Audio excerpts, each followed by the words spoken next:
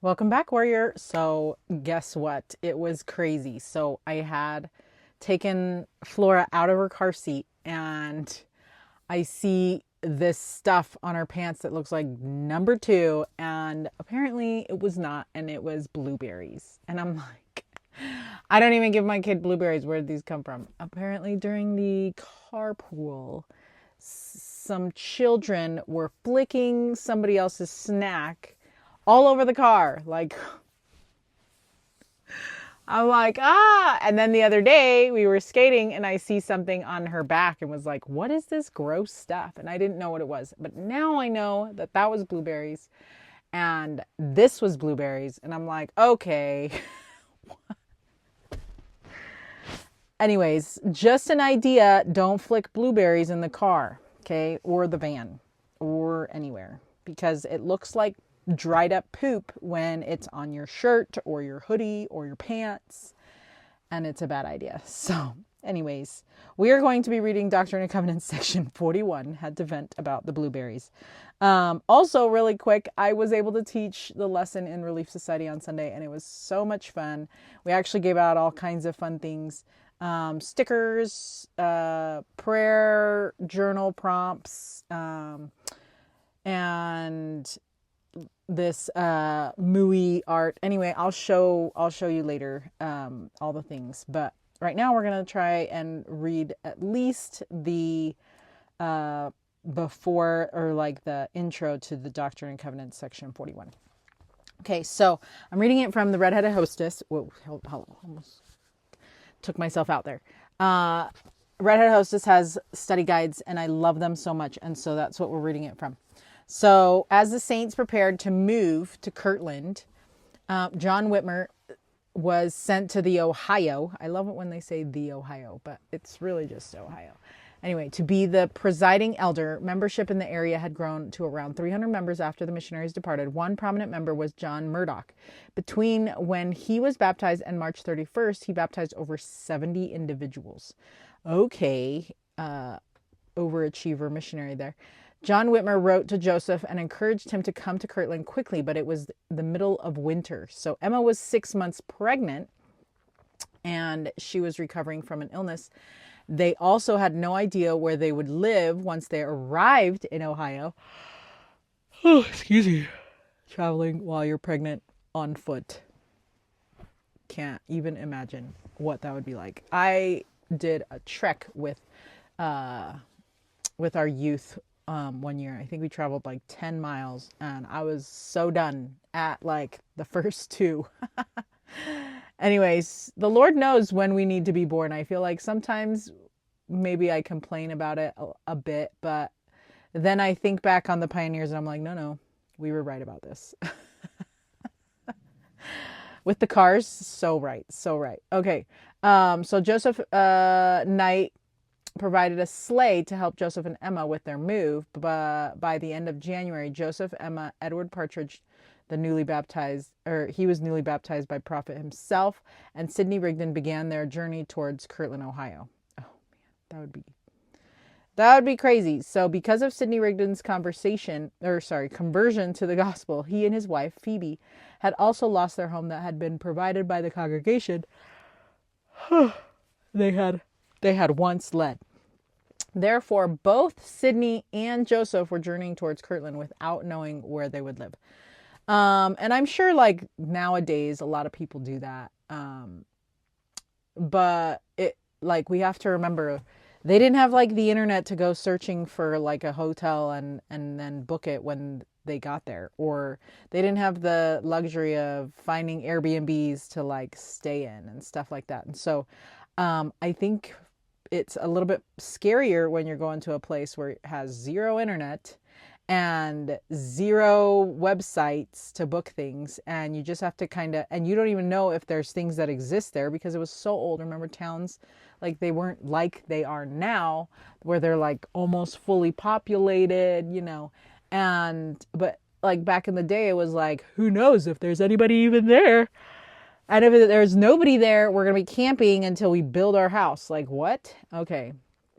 So anyway, when we moved, we actually, we were moving into our home in the home before this one, we actually stayed at a hotel for like a week, and because we didn't have a place to go, and we had made arrangements to rent a place at a specific time, but then the renting stopped and we couldn't move in yet, and so it was like crazy to just live out of a hotel with our dog and kids. But it was,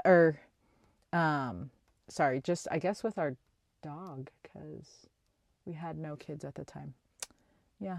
See, and it was hard, and we didn't even have kids. Could you imagine having kids and moving? I was just thinking, wait, I didn't have a kid that time.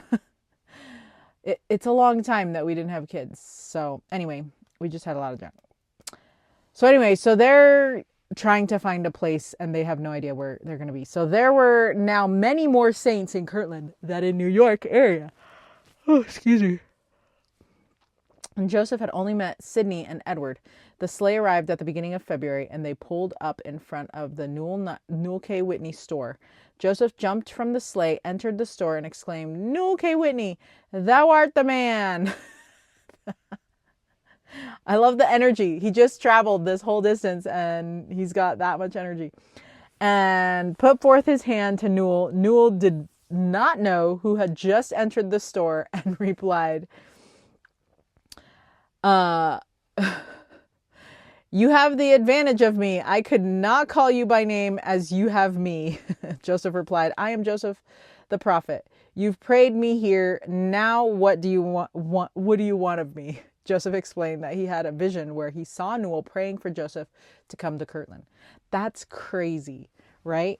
Okay, how do you pray for somebody that you don't know by name? And yeah, anyway, I think it's so cool that that's how he was like welcomed him or whatever, you know. B.H. Roberts wrote more of what happened. Quote, he says, "The prophet, it is said, while in the east had seen the Whitneys in vision praying for his coming to Kirtland." Mother Whitney also tells how a certain night prior to the advent of Elder Cowdery and his companions, while she and her husband were praying to the Lord to know how they might obtain the gift of the Holy Ghost, which of all things they desired, they saw a vision of a cloud of glory resting upon their house, and heard a voice from heaven saying, Prepare to receive the word of the Lord, for it is coming." Shortly afterwards, Oliver Cowdery and his associates came with the Book of Mormon and with the message of the restored gospel. End quote. Joseph Smith, History of the Church, section 146, footnote. Meanwhile, the New York saints were busy selling their land and possessions and preparing to move. Joseph received the revelation recorded in this section 41 the day they arrived in Kirtland. A man named Lyman Copley had invited Joseph and Sidney to live on his property, and the Lord will give Joseph specific instruction concerning this request. Also, the Lord was addressing how he will give the saints his law, which will come in section 42. Okay. So, Newell K. Whitney's store was, Joseph and Emma lived here between September 1832 and February 1834. Oh, wow. So they lived at the store. It became the church headquarters. Okay. Much of the Joseph Smith translation of the Bible occurred here. The School of the Prophets was held here. So this Newell K. Whitney store was pretty big, I guess, or at least bigger than a log cabin. The School of the Prophets was held here. The first presidency received the keys of the kingdom here. It was the location of many revelations. God the Father and Jesus Christ appeared during a meeting of the School of the Prophets. It was used as the bishop's storehouse for a time, and the church purchased the store, restored it, and President Ezra Taft Benson dedicated it on August 25th, 1984. Oh, that's sweet. I love that the church owns it now. I love any of those kinds of things, you know? It's like, yeah, I would love to own the home that we lived in as a child, but it was an apartment building. That would be cool to own the whole apartment building. But not just like that apartment, you know, that'd be weird. But like if I could own the whole apartment building, that would be sweet. And you know what I would do? I would add several playgrounds, because where we grew up, it was very poor. Anyway, we didn't have any playgrounds. We didn't have, maybe we had one but it was like far from where I was. And there was like lots of different complexes, and you had to go to like the main area to get the playground. So you didn't have the playground in front of your space. And yeah, so I'd probably do that.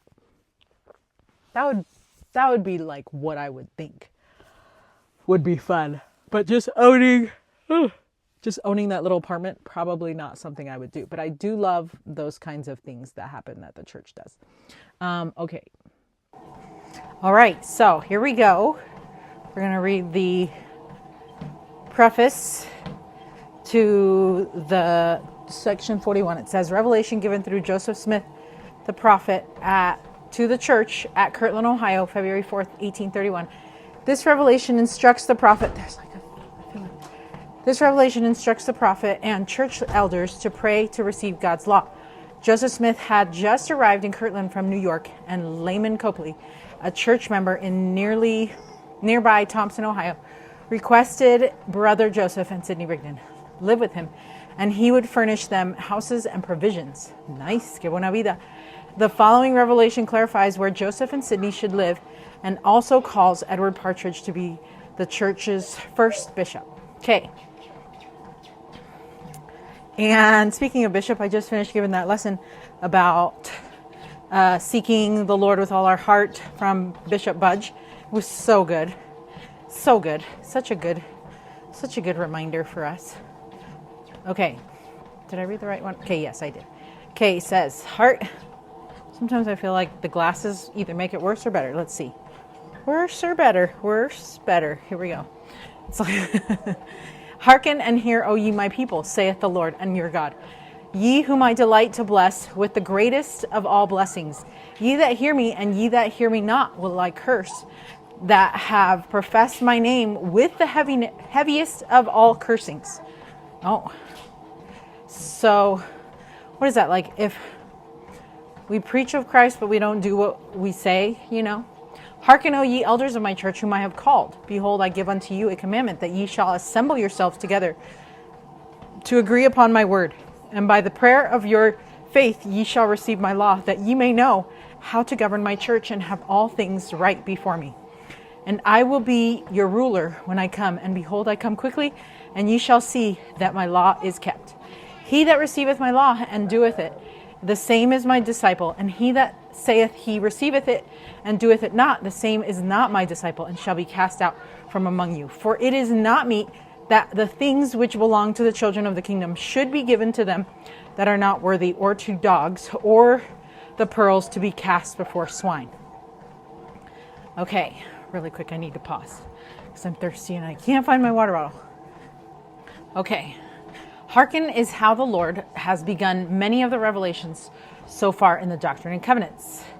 He is always inviting us to listen and act upon what he is telling us, and often gives us a reason why we should listen. Here, he gives the reason that he delights to bless with the greatest of all blessings. Ye that hear me, this is a poignant statement at the time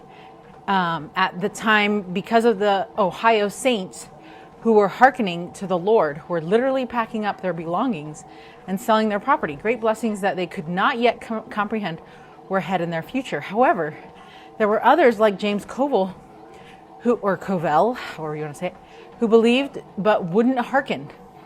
This moment was a fork in the road for many of them, and if they chose the path the Lord asked them to walk, they and generations that followed them would be blessed. Not only were they gathering to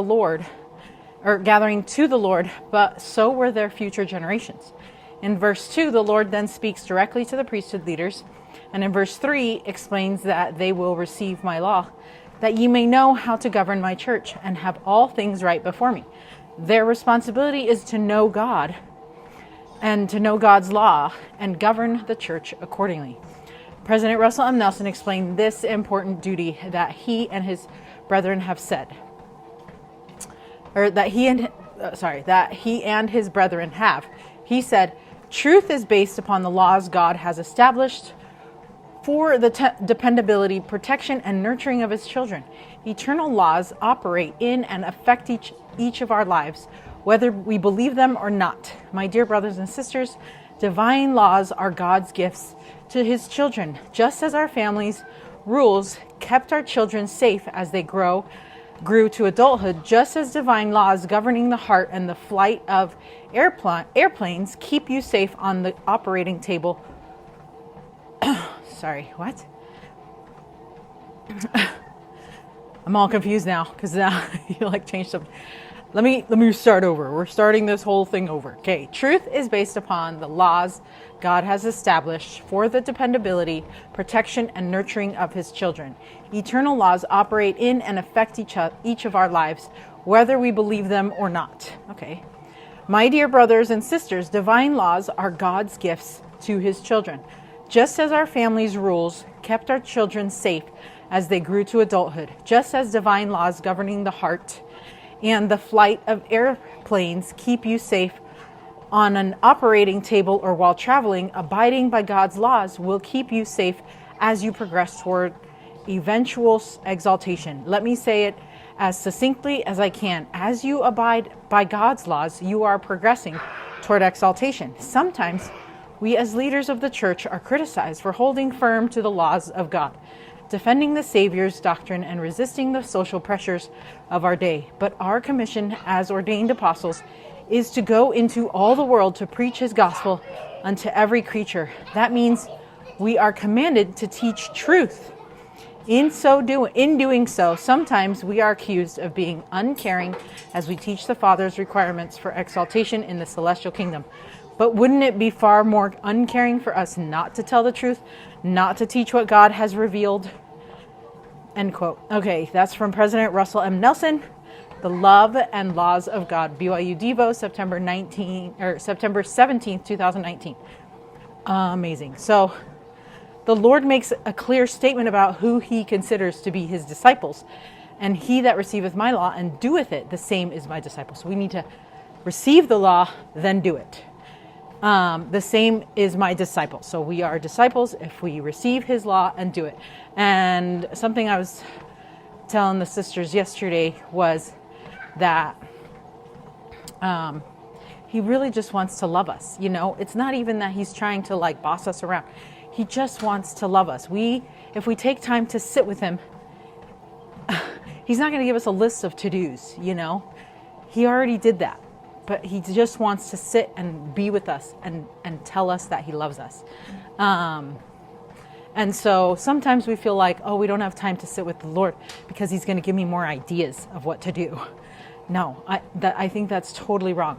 I think we get ideas as we're doing stuff around. But when we take time to sit with him, I think that yes, I get ideas, but it's not overwhelming. They're just little bursts of light, but the best, the way I can describe it is that I just get to sit with him and he just gets to show me that he loves me or give me that hug, that I need. And then I can keep going and then I can go do the things that I need to go do. So then says, note that this revelation comes right after the revelation given about James Cole, who had believed but failed to act on what he believed. Concerning James, but isn't that the same? We are so the same. Sometimes we're so excited during general conference or after a talk we hear, and we're just yeah, we're so gung-ho. We're going to do all the things. We're going to read. We're going to go to the temple. We're going to work out. We're going to eat right. We're going to, and then when the real life happens, you're just oh, and something that I love, self-help book, I can't remember who it was, but it's basically the concept what they said is that we don't rise to the level of our goals, but we fall to the level of our systems, or we fall to the level of our habits. And so if we want to become a different person, we need to create better habits, better systems, so that when we are in that moment of hey, we wanted to do all these things and had goals and wanted to be this better person, but then we don't become that better person because of the fact that we did not make a more conscious effort to become that person, then we fail and we are hard on ourselves. But it's not so much that we didn't want to, or we didn't have the desire, or that that it was maybe too hard, but maybe it's just the fact that we just didn't set it up so that we could succeed in those righteous endeavors. Even our righteous routines could become checklists and not be something that gets us excited about having a relationship with Jesus Christ, you know? And I can understand that. Okay, so, and we, of course, have Satan's temptations on top of that make us, you know, fall even more if we allow him to tempt us. If we allow those temptations to become part of, you know, if we act on those temptations. So Satan tempted him, and the fear of persecution and the cares of the world caused him to reject the word. And that's what happens to us, you know, cares of the world. Our bad habits take over, you know. If we have sugar all over the house and behind our bed and in our little, you know, bins and in our drawers, and, you know, it's not supporting our no sugar habit or our no sugar goal, right? So anyways, I need to get that. Speaking of which, I need to go get rid of some of this candy that I have in like my headboard. Okay. The message in verse 6 then follows the explanation of the discipleship in verse 5. Swine do not value pearls. They will gobble them up if they are cast before them, just as they gobble up other things around the pearls. The Lord was looking for disciples who would keep his law, and that requires a disciple's heart. I love that. I love the way they put that. So the message in verse 6 then follows the explanation of discipleship in verse 5. So the Lord was looking for disciples who would keep his law, and that requires disciples' heart. For example, he would soon give saints the law of consecration, and righteousness among the saints was necessary to live this law in its fullness. Yeah, so that makes sense that the Lord's, you know, trying to prepare them. Like, if you can't even do this, I don't think you're going to be able to do these other things, right? So verse 7, and again, it is meet that my servant Joseph Smith Jr.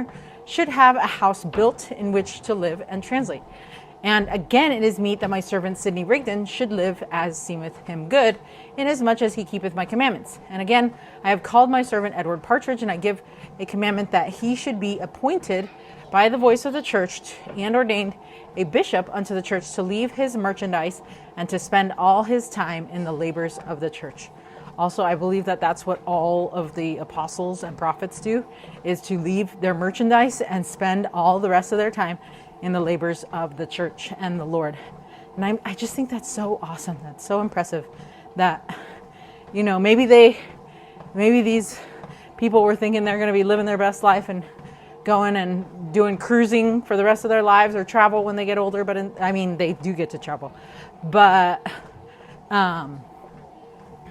now it's like the apostles and prophets and general authorities, they get to travel, but it's for the Lord. And honestly, like, I think it's like the best setup, you know? So verse 10, to see all things as it shall be appointed unto him in my laws in the day that I shall give them. And this because his heart is pure before me, for he is like unto Nathanael of old, in whom there is no guile. These words are given unto you, and they are pure before me. Wherefore beware how you hold them, for they are to be answered upon your souls in the day of judgment. Even so, amen. Okay, so then it says, rather than staying at a home of recent convert Layman Copley, as the Smiths had planned to do, the Lord revealed that Joseph and Emma should have a house built in which to live and translate. At this point, Layman Copley was a dedicated member of the church, but soon this will change, and the saints who were living on his land will be forced to leave. Oh, that's sad. Edward Partridge, a member of the church for only a few months, was now to be ordained a bishop unto the church. For us today, we hardly pause to think of what a bishop's role would be. For Edward Partridge and Joseph, there was not much understanding of what this meant. The Lord would reveal more about this ordination, but at this moment, all these men understood was that more direction would come. Isn't that interesting? Sometimes, like, I love reading these revelations because everything was so new. They didn't understand the magnitude of what things were happening and taking place. And I think sometimes if you don't understand the magnitude of what you're doing, or it like makes it a little easier to do, just a little bit. But if you fully understood, then, you know, you'd allow that fear to set in, that Satan would come and fill you with that fear. And so sometimes I think it's just better for us to just go and do, you know, and not look things up. I mean, sometimes our information technology about the fullness of times here that we live in, we have the fullness of all the things, right? We could literally look up like what certain experiences have been for people who have served in different callings, and because everybody wants to blog about stuff, right? And so it's nice, but then it's also not nice, right? Because yeah, if I would look up like, what does a young women's president do, or you know, what does a Relief Society president do, and I was already feeling inadequate for both of those callings. But if there's nothing to base your knowledge on, or if there's no comparison to compare, it's almost kind of nice, because then you're just like, well, I'm just going to do what the Lord tells me to do step by step, and then I don't have to compare myself to other people, because there are no other people. But then sometimes we love that there are other people, because then we can know, like, is that okay? Should I do that? Is that fine? You know, but sometimes we rely too heavily on what the world thinks that we need to do, instead of more heavily on what the Lord thinks we need to do. And I definitely think that I have Pinterest boards for all the things, you know, and like, it's just really like torture, right? It's like you're just torturing yourself, because if you don't do something like somebody's idea then that you thought was so cool, then you're like, well, it wasn't as good, you know. But like, if we just went with our own inspiration that the Lord gives us, without having to look around us of what it's supposed to look like, then we would feel so much better about ourselves. Am I right? So yeah, I love that these people, these early saints, didn't have anything to compare to. So it was kind of nice in that way, I think. But also maybe kind of confusing, because, you know, I do understand like wanting more information and being like totally clueless as how to host a baptism preview, you know, or when I was primary president, it was like, what is that? And how do I host it? You know, and then of course, looking things up, then you're like, oh, I'm supposed to do all these things.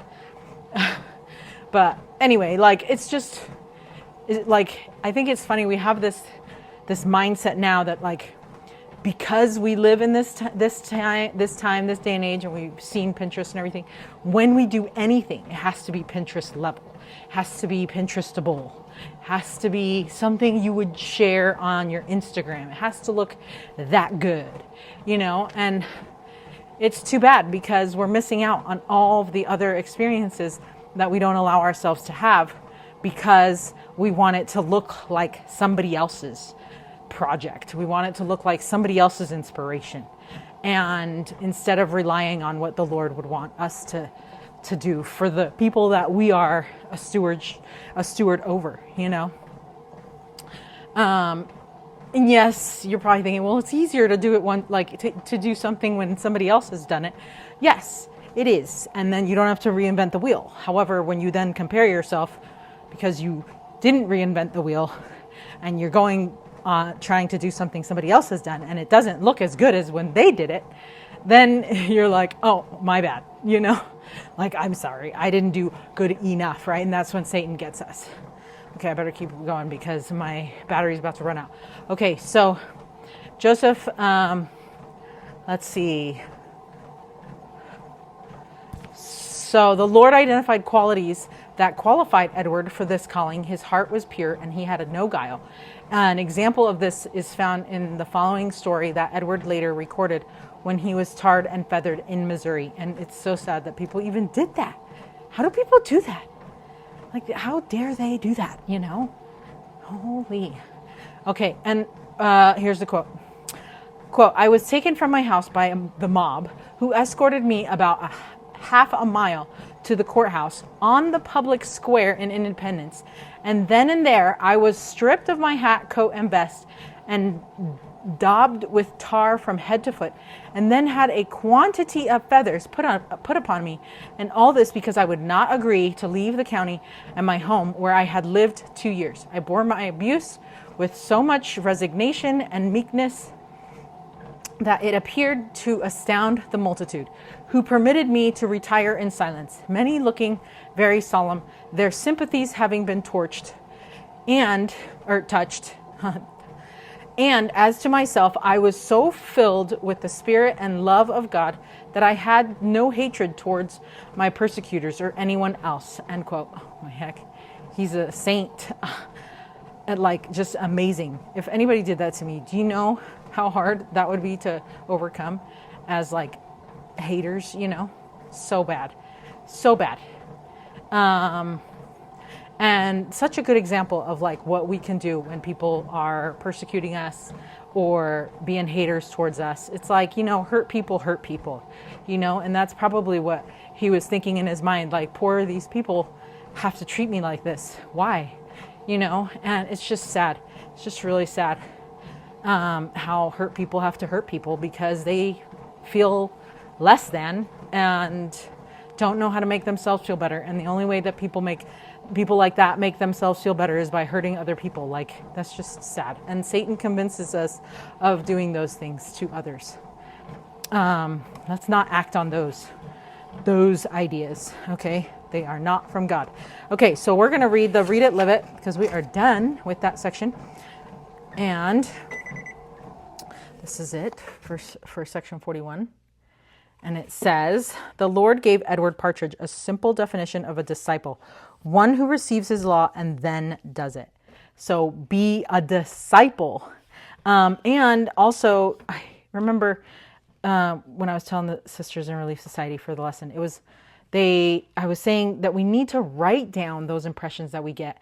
Elder Scott has told us that if we are able to write down the impressions that we get, then we will have more. And that, like, the Lord will trust us with more when we are showing him that we value his communication to us and when we write it down. I know it's so hard because I used to journal tons and I don't journal as much anymore. But I do remember that when I did journal, it felt like Christ was next to me. And it was just like our special time together, you know. And I feel like I definitely need to do more journaling that way and more writing because I feel like a closeness to him when I am. And so, but if we don't write down those things that the Lord inspires us with or trusts us with, are we showing that we value his communication to us? Like, it just doesn't seem right, you know? Sometimes when we're talking with friends, right, they say something and we're like, wait, let me write that down, right? Or like a recipe and you're like, oh yeah, I love these cookies. Can you give me the recipe? Let me write this down. You know, that's how we are able to internalize those things that we want to save, right? We're able to save those things. Or when you click save on Pinterest, since we've been talking about it, you click save on Pinterest because you want to look at it later, right? How many times do we actually go back and look at it later? Hardly.